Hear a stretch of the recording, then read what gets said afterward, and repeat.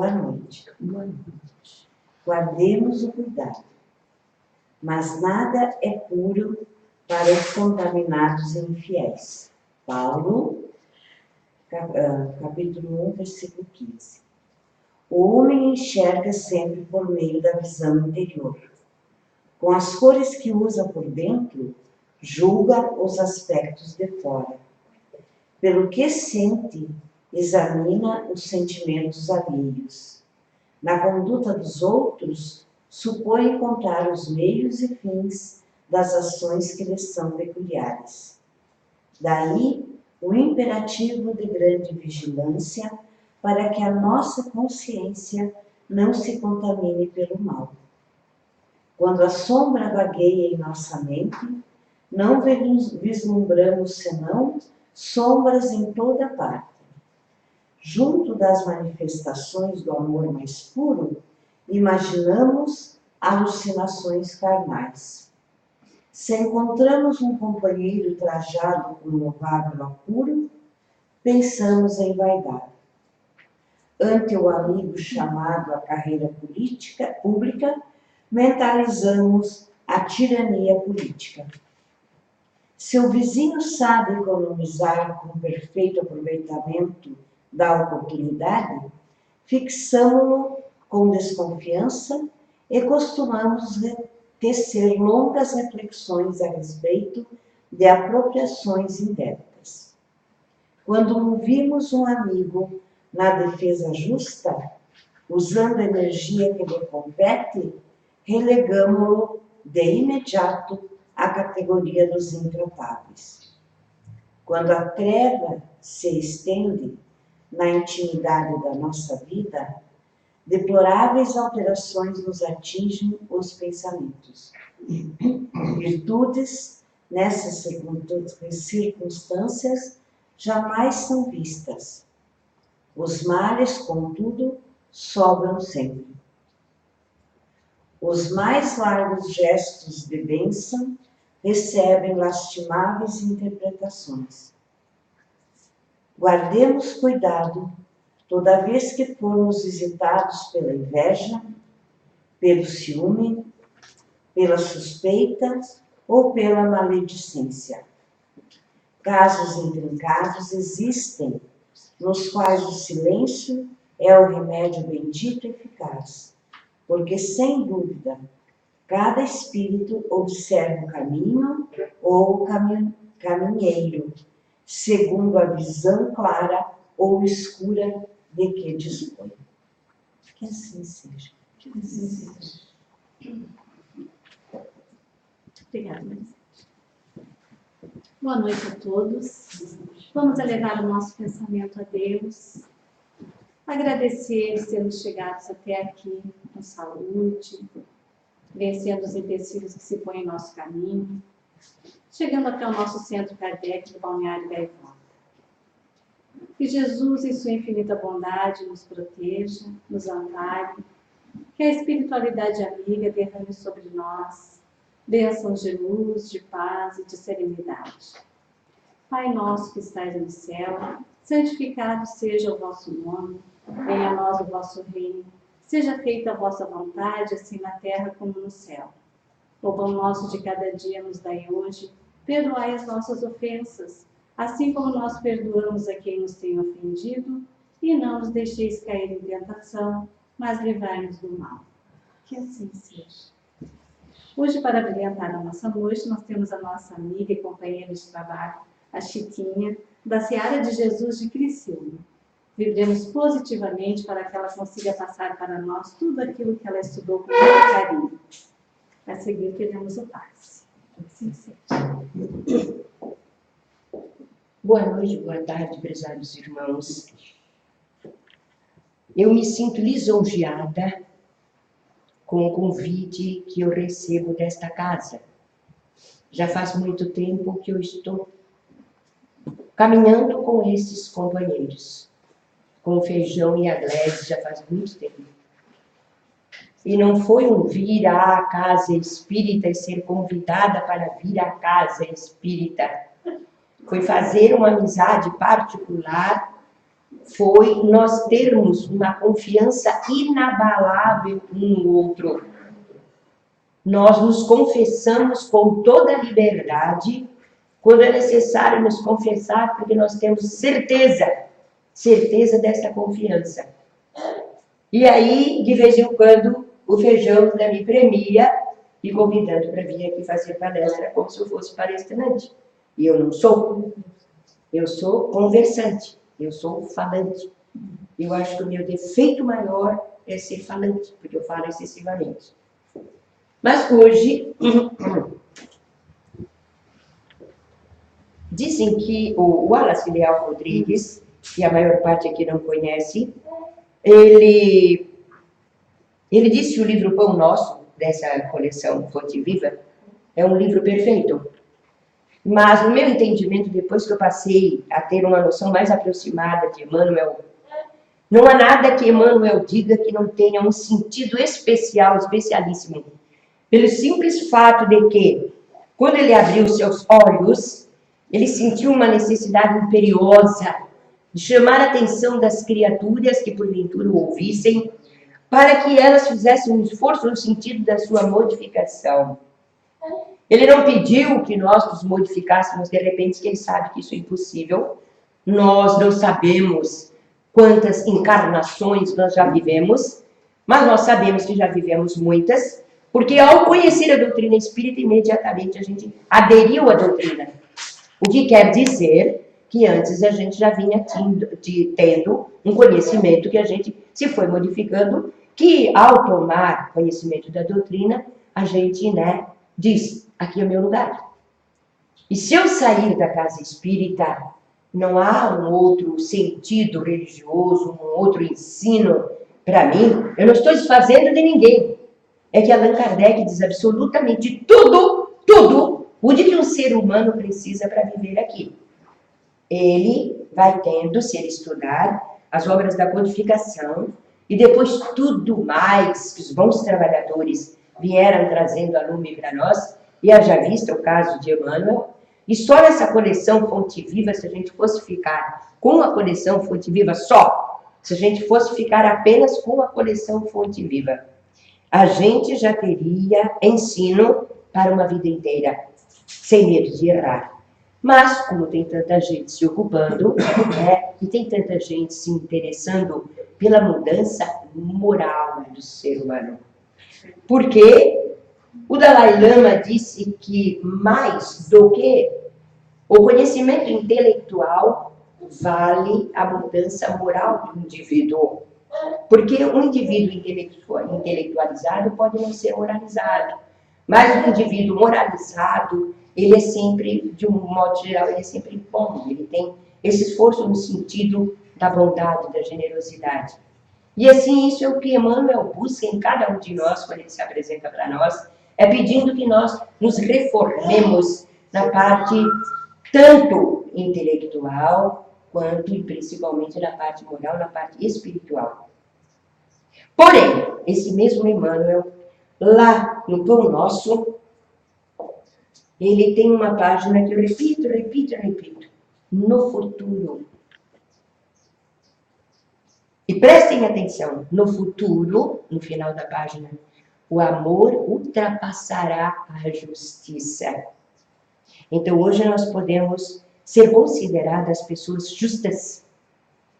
Bah, mas eu conheço aquela pessoa. Não, ela é muito honesta, ela é muito justa.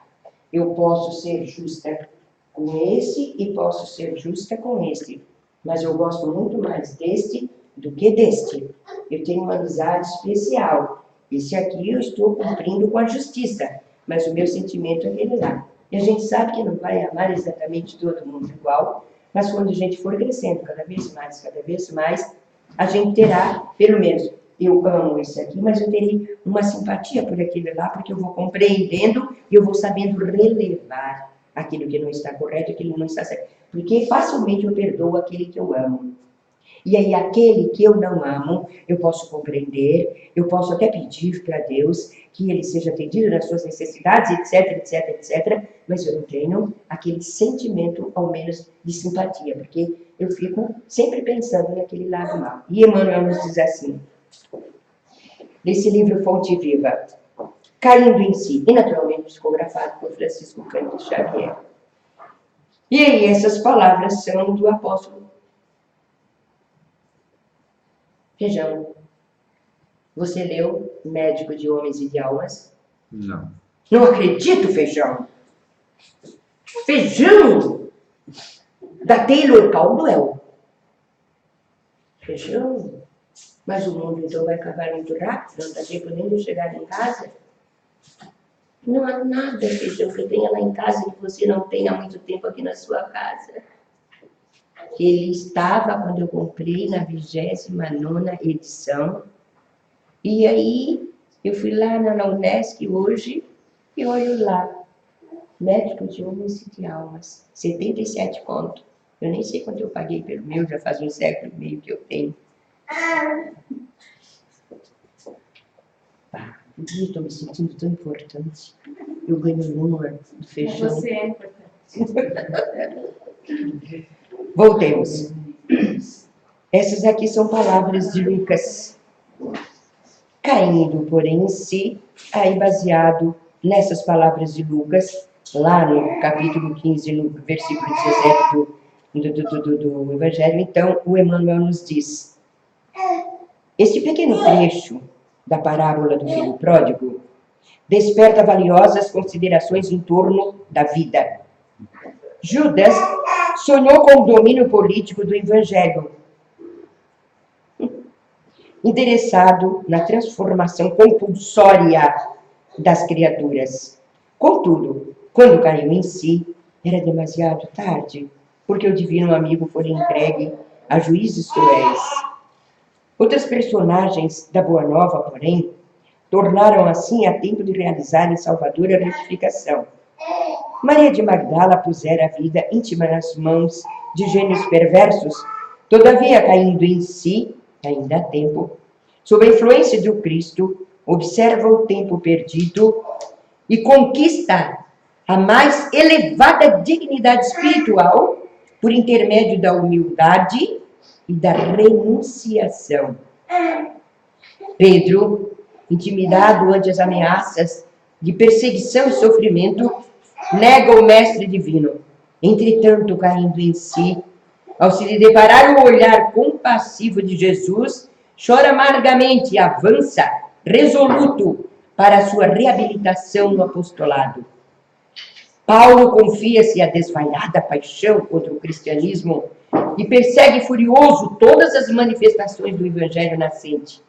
No entanto, caindo em si, perante o chamado sublime do Senhor, penitencia-se dos seus erros e converte-se um dos mais brilhantes colaboradores do triunfo cristão. A grande massa de crentes de todos os matizes, nas mais diversas linhas da fé. Todavia, reinam entre eles a perturbação e a dúvida, porque vivem mergulhados nas interpretações puramente verbalistas da revelação celeste, em gozos fantasistas, em mentiras da hora carnal, ou imantados à casca da vida, a que se prendem desavisados. Para eles, a alegria é o interesse imediatista, satisfeito, e a paz é a sensação passageira de bem-estar do corpo na carne, sem dor alguma, a fim de que possam comer e beber sem impedimento. Cai, contudo, em ti mesmo, sob a bênção de Jesus, e transferindo-te, então, da inércia para o trabalho incessante pela tua redenção, observarás surpreendido como a vida é diferente.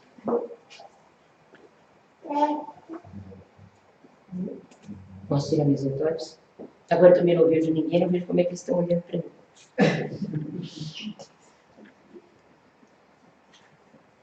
Essa página de Emmanuel é uma página até relativamente curta,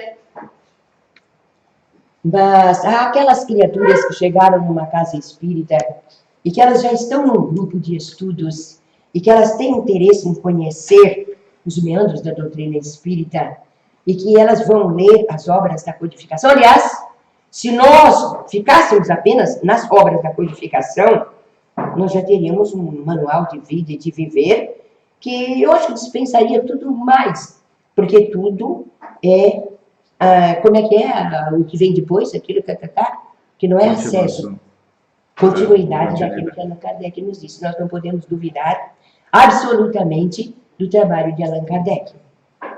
E a gente vai se surpreendendo quando a gente lê, relê, a gente deixa passar um pouco de tempo e a gente volta. Lá no Livro dos Espíritos, no Livro dos Médiuns, ou no Céu e Inferno, fazia-se muito tempo. E eu estava muito brava, porque os espíritos perfeitos são muito perfeitos.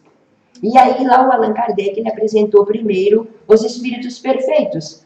Aqueles que então estiveram aqui, a vida foi toda, né, dentro de todos os ditames necessários. E então eles chegaram lá no mundo espiritual, foram apenas loas para eles. E depois ele foi declinando, foi, até chegar naqueles espíritos, assim, mais ou menos, nos maus, nos suicidas, e naqueles espíritos muito, muito maus.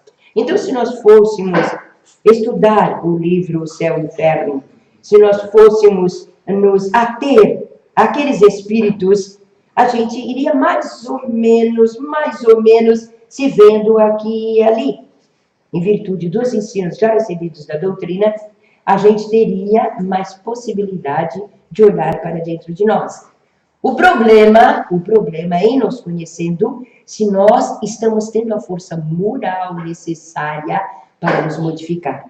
Sabendo que eu sou assim, se eu estou fazendo um esforço, porque o Emmanuel diz caindo em si. Quer dizer, à medida que nós vamos tendo esse conhecimento, não há como nós não cairmos em nós. Esses uns que ele mostrou, foi por uma grande dor. Mas nós agora já passamos por tantos detalhes de vida, por sofrimentos, por tantas coisas, que nós chegamos agora na doutrina e podemos ter a nossa vida aliviada exatamente a partir do conhecimento. Porque então, quando a mestra dor bate à nossa porta, nós não vamos dizer, mas o que está acontecendo comigo? Eu sou uma pessoa decente? Eu sou uma pessoa isso, aquilo, não mereço isto? Não. A gente tem uma noção que se nessa vida eu estou me comportando direitinho, em outras, eu cometi meus erros e erros gravíssimos, e agora chegou mais ou menos o tempo de pagar. Porque Santo Agostinho, lá e no livro Honrai a vossos pais e a vossas mães, ele nos diz claramente que Deus não coloca fardos pesados em ombros fracos. Então, quando a dor é por demais severa, quando a dor nos acicata, às vezes por tempos e tempos, nós, agora com esse conhecimento que nós temos, nós sabemos que não está acontecendo um acaso na nossa vida. Não há acaso. Eu estou sofrendo porque num tempo ido, eu naturalmente causei dano para mim próprio, ou causei para outrem, e agora o tempo foi passando, e eu estou no tempo de começar a pagar a minha dívida. Eu já estou sendo considerado um espírito mais forte e capaz, porque então meus ombros já estão mais capazes de suportar uma dor maior. E hoje, então, à medida em que a gente vai passando por provações e por dificuldades, no meu caso, eu baixo a cabeça e digo, tu sabes que eu preciso de ti. Eu não estou pedindo o teu amor porque eu não mereço, mas eu preciso da tua misericórdia, me ajuda, me socorre.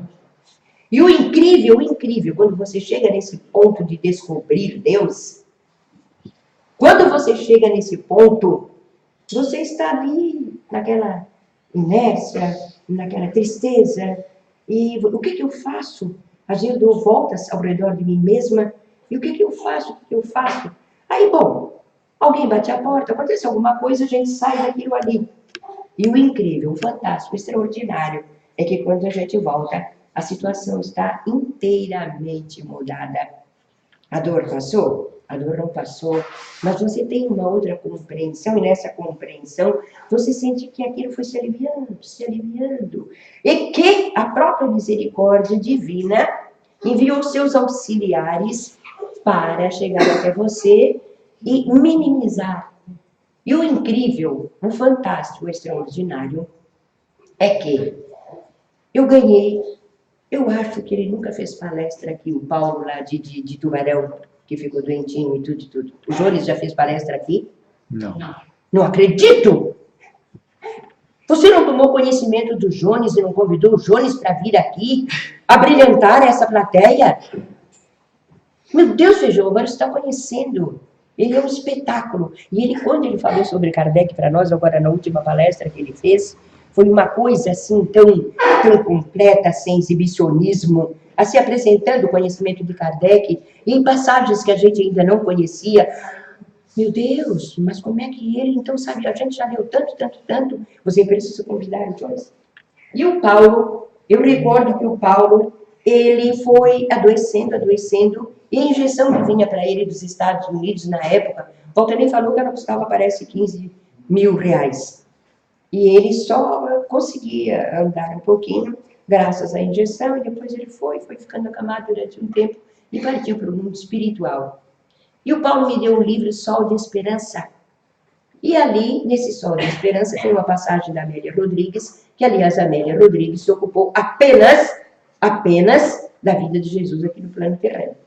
Todo o trabalho da Amélia Rodrigues é em torno do trabalho que o Cristo realizou aqui no plano terreno. Aliás, no Primícias do Reino, quando ela fala sobre o mancebo rico, a gente não tem como não chorar. Eu acho que mesmo homem não vai aguentar lendo a passagem que ela mostrou sobre o mancebo rico. E quando a mulher cananiana, quando ela vai lá pedir para Jesus, para Cristo, e que os apóstolos disseram que ele descartasse a mulher que ela estava incomodando. E depois, então, a Amélia Rodrigues fez-nos ver que o Cristo estava demorando mais, justamente testando os apóstolos. Se eles iam ter caridade para com ela, se eles iam pedir para o Cristo. Não, ela estava incomodando. Aí também a gente percebe que mesmo os apóstolos estando com o Cristo, ali vivenciando a vida que o Cristo estava mostrando para eles, ainda assim tinham aqueles laivos, de vidas anteriores.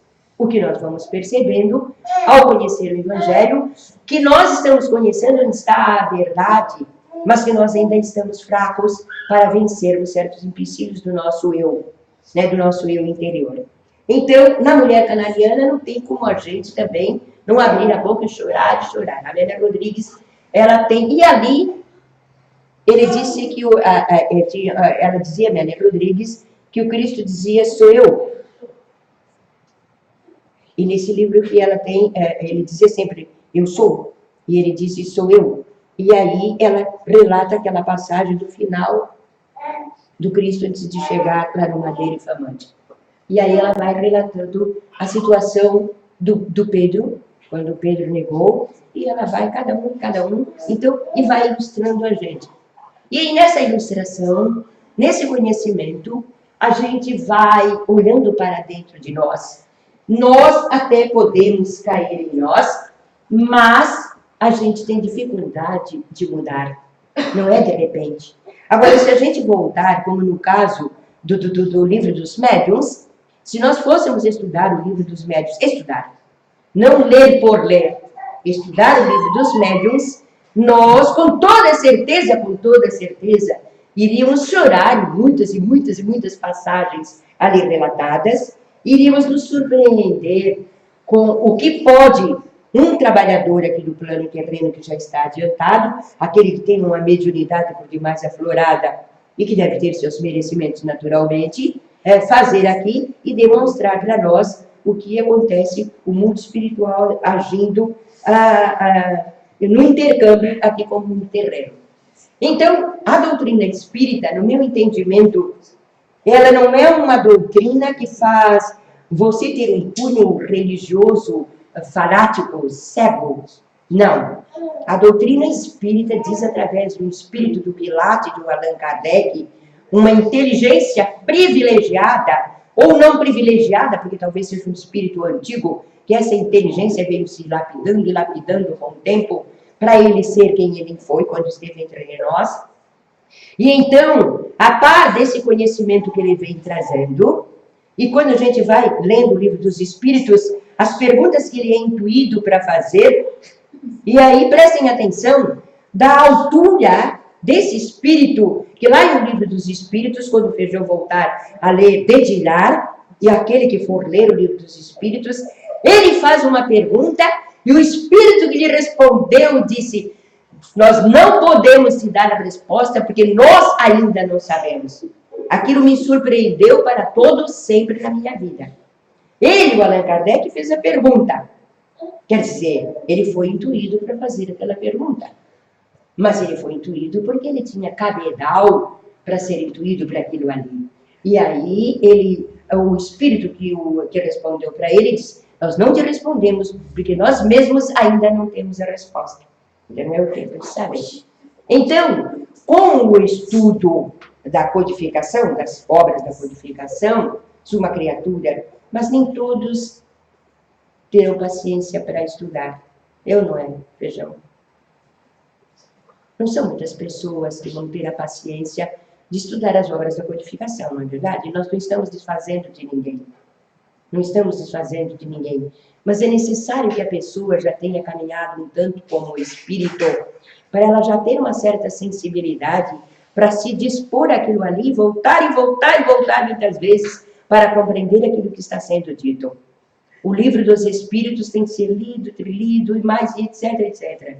O céu e o inferno também tem os seus esclarecimentos, tem aquelas coisas que a gente absolutamente não está capacitado para entender. O céu e o inferno não, o livro dos médiuns. Aí o céu e o inferno também, com tudo que nos vem elucidando, tem aquela parte que a gente ainda fica um tanto no ar. E a Gênesis, então, nem se fala, né, Feijão? A Gênesis tem partes muito difíceis. E o Evangelho segundo o Espiritismo, eu comecei lá na Amélia Rodrigues. Eu posso cometer um ato de falta de educação aqui na frente da plateia? Vocês me perdoam? Fique à vontade. Mas eu já estou, a minha idade já está ficando meio avançada. E aí a gente tem ondas de calor, ondas disso e aquilo. Aí por isso que eu voltei na Amélia Rodrigues. E vocês, pasmem, eu tinha lido aquela página da Amélia Rodrigues, tinha sublinhado tudo. Aí estou eu lá fazendo o meu evangelho, eu faço meu evangelho nas quartas-feiras. E aí eu estou lá fazendo o meu evangelho, e eu tinha levado a Amélia Rodrigues, e eu tinha levado aquele, o Sol da Esperança, e tinha levado, estava uma barbaridade de livro lá do meu lado. E aí, eu me lembrei, eu disse, estou fazendo o evangelho, me lembrei daquela página da Amélia Rodrigues. E aí eu fui abrir e fui ler, eu chorei tanto, que eu não pude mais voltar, assim, para ler, porque não dava para ler. Eu estava chorando o tempo todo daquilo que ela estava dizendo, do que é capaz o evangelho no lar, quando nós somos acostumados a fazer o evangelho no nosso lar, quando somos acostumados a fazer o evangelho no nosso lar, e que a gente faz com aquela boa vontade mesmo, que a gente está com sentimento naquilo ali, não fazer por fazer. Gente, o que a Amélia Rodrigues vai mostrando para nós faz com que a gente se sinta assim ousadamente, abusadamente, uma pessoa privilegiada. Assim, do tanto que a espiritualidade vai provendo na sua vida, aqui e ali, momentos que você se surpreende, como é que isso aconteceu, como é? E aí, então, ela diz que quando você realiza o culto do Evangelho no lar, e que você tem aquele verdadeiro sentimento naquele instante que você está ali, o que o mundo espiritual faz por você. Então, o culto do Evangelho no lar, eis aí um remédio de excelência.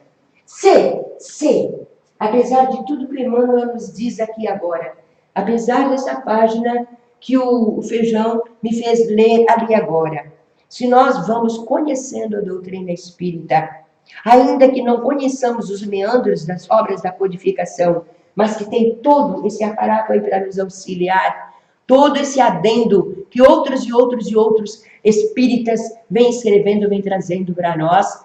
Gente, façamos o culto do Evangelho no nosso lar, para que nós tenhamos aquele auxílio, e muitas vezes nós estamos a pique de um erro, de uma falta, de uma falha, e nós somos preservados em virtude daquele remédio que eles nos oferecem naquele momento que nós estamos realizando o culto do Evangelho no nosso lar. Que horas são? Feijão, eu posso falar assim o quê? Mais meia hora, 1h30? Mas eu não tenho mais assunto. Você está louco? Não sou Walter Ney?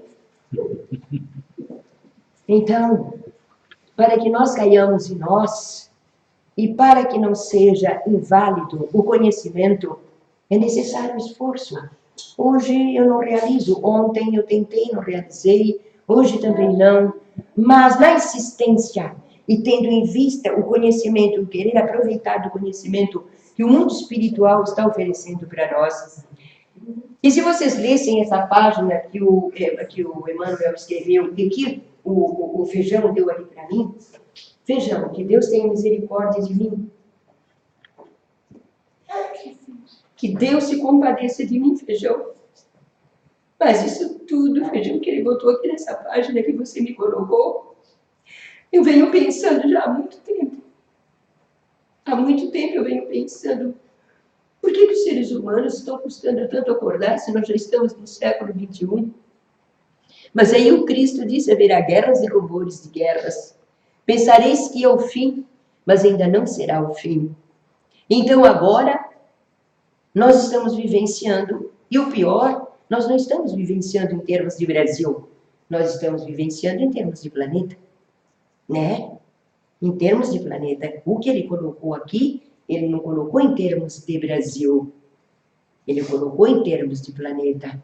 E que é aí que nós aproveitemos o trabalho de Allan Kardec, o codificador, porque ele foi um espírito escolhido para uma obra de extraordinário valor, porque é ela que está aqui para fazer com que nós tenhamos olhos de ver, para que nós percebamos onde nós chegamos, e em tendo chegado onde nós chegamos, cabe a nós uma responsabilidade. Ninguém está nos obrigando a nós, mas é esse conhecimento que nos pede que nós façamos alguma coisa e que onde quer que nós estejamos, nós sirvamos de exemplo para quem se aproximar de nós.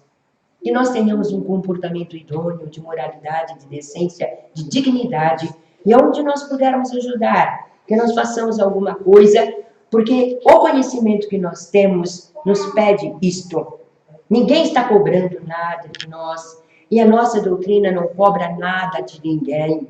Não diz que para dar um conselho para você, você tem que pagar isso. Não diz que para entrar na sua casa, você tem que pagar aquilo. Nada. Você entra aqui gratuitamente, você vai embora, você volta, você pode ficar, se tornar um trabalhador, ou você pode sair por qualquer, esse ou aquele motivo. Você não tem que pagar para você estar frequentando a casa por isso, por aquele motivo.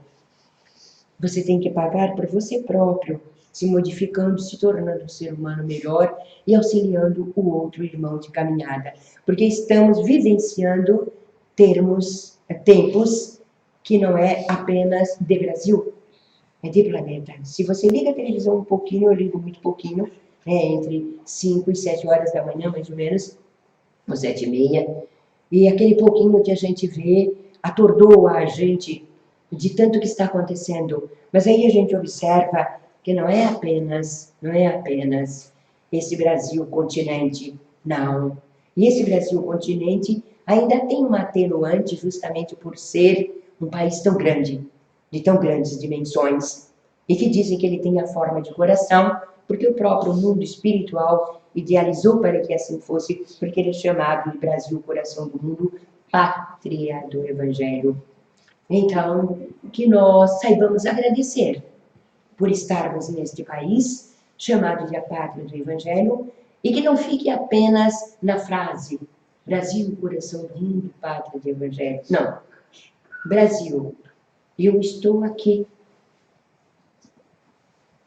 E então, eu preciso dar o meu testemunho quando eu chegar lá do outro lado, quem estando no Brasil, eu me comportei como um verdadeiro cristão, em virtude do conhecimento já adquirido. Obrigada. Boa noite. Sim. Obrigada. Obrigada. As suas ordens.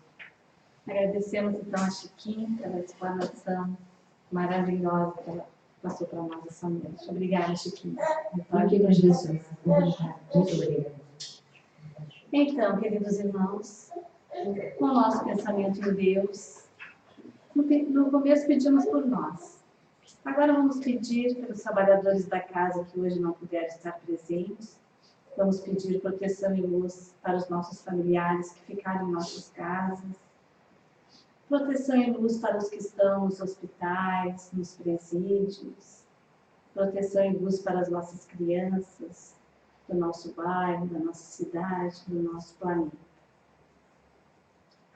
Que Deus, em sua infinita bondade e sabedoria, dê a cada um de nós, a cada dia, mais sensibilidade, para que possamos, através das nossas orações, alcançar a Deus, dar a mão a Jesus, receber da espiritualidade amiga bênçãos de paz, de luz, que consigamos tirar dos nossos corações qualquer mágoa ou rancor, que saibamos perdoar, ser amigos, sermos fraternos e conseguir sempre andar no caminho do bem, pedir que não saiamos do nosso caminho correto.